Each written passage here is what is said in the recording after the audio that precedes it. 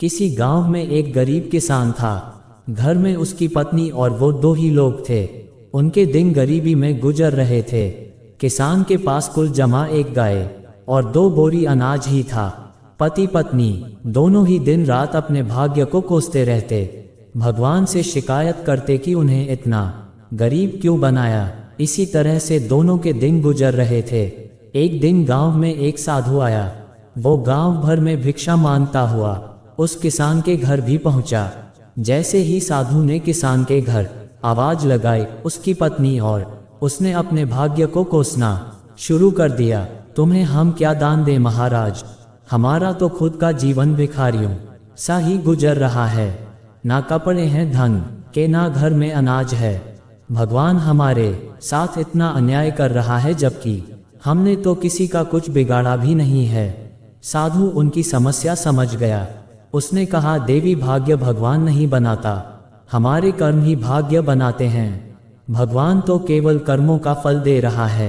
किसान और उसकी पत्नी ने फिर जवाब दिया, बाबा हमने ऐसे कौन से पाप किए हैं जो ऐसा जीवन भुगत रहे हैं।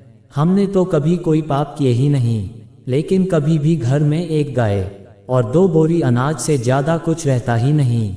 साधु ने कहा, अगर तुम ज्यादा धन चाहते हो तो मैं एक उपाय सुझाता हूँ। अगर तुम मेरा कहना मानोगे तो जरूर तुम्हारे पास भी बहुत धन और संपत्ति होगी। दोनों पति पत्नी साधु के चरणों में बैठ गए। दोनों ने कहा कि जो आप कहेंगे हम वो करेंगे। साधु ने कहा, तो सबसे पहले अपनी ये गाय और 2 बोरी अनाज इसे भी बाजार में जाकर बेच दो। पति पत्नी दोनों सहम गए। महाराज अगर ये भी बेच दिया तो हमारे पास तो कुछ बचेगा ही नहीं, हम तो और कंगाल हो जाएंगे। दोनों ने जवाब दिया। साधु ने समझाया, मैं जो कह रहा हूँ वैसा करो, अगर नुकसान हुआ तो भरपाई मैं कर दूंगा।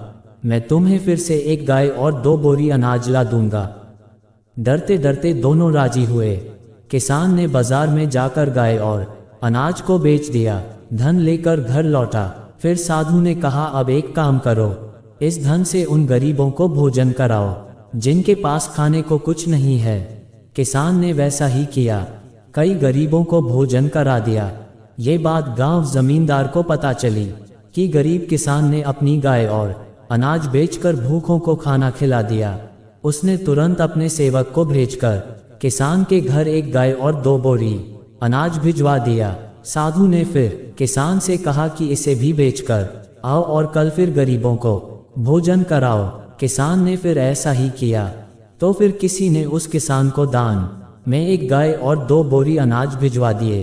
साधु के कहने पर किसान रोज गरीबों को इसी तरह भोजन कराता रहा और उसके यहाँ रोज दान आने लगा। लोग उसकी मदद करने लगे कि ये किसान गरीब होकर भी भूखों को भोजन कराता है। धीरे धीरे उस किसान की ख्याति दूसरे गांवों में भी फैल गई।